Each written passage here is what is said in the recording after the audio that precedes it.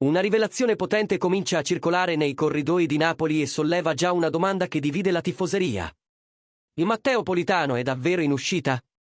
Siamo tornati con un altro aggiornamento caldo, di quelli che nessuno vuole perdere, portando informazioni fresche e ben verificate sul futuro della rosa azzurra. Quindi lascia subito un like, iscriviti al canale e attiva la campanella. Perché il tema di oggi riguarda il mercato internazionale, l'Arabia Saudita. Scelte di carriera e un giocatore che ha segnato un'epoca recente del Napoli.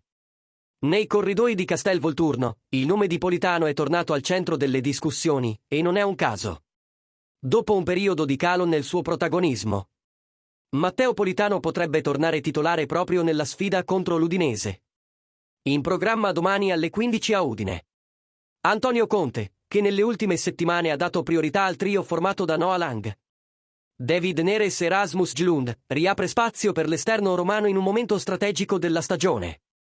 Il cambio tattico dal 4-3-3 al 3-4-3, però, non valorizza completamente le sue caratteristiche, visto che Politano rende al meglio con maggiore libertà offensiva. Nonostante questo, la sua intelligenza tattica e lo spirito di sacrificio gli permettono di adattarsi senza grandi difficoltà, qualità che Conte ha sempre apprezzato. Il grande dibattito, però, riguarda il futuro. Politano, nato nel 1993 e oggi 32enne, si trova in una fase decisiva della carriera. Il suo contratto con il Napoli scade il 30 giugno 2028 e il rapporto con Aurelio De Laurentiis è considerato eccellente. Non ci sono conflitti né pressioni per una cessione. Tuttavia, le voci provenienti dall'estero, in particolare dall'Arabia Saudita, hanno ripreso forza. I club sauditi vedono in Politano un giocatore pronto, esperto, con numeri solidi e capacità di impatto immediato, esattamente il profilo che cercano, spesso con proposte economiche molto aggressive. Oltre all'Arabia, esiste anche interesse europeo, soprattutto da parte di club impegnati nelle competizioni continentali e alla ricerca di esterni versatili per completare la rosa. Politano è considerato un giocatore affidabile, che conosce profondamente la Serie A. Non soffre la pressione e garantisce rendimento anche senza una lunga continuità da titolare. Internamente, la sensazione è chiara, la decisione finale è nelle mani del giocatore.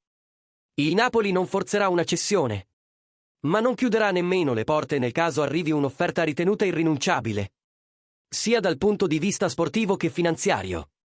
Politano sa di trovarsi forse davanti all'ultimo grande contratto della carriera. Restare al Napoli significa continuare a competere ad alto livello, lottare per i trofei e mantenere un forte legame emotivo con la tifoseria.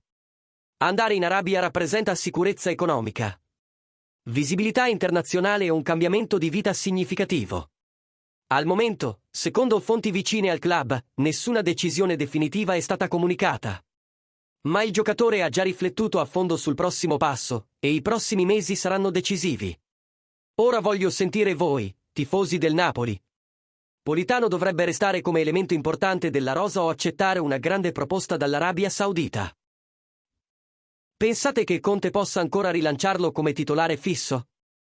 Lasciate la vostra opinione nei commenti, e se volete sostenere ancora di più il canale, mandate un super thanks, perché ci aiuta tantissimo e ci permette di continuare a portare analisi approfondite come questa.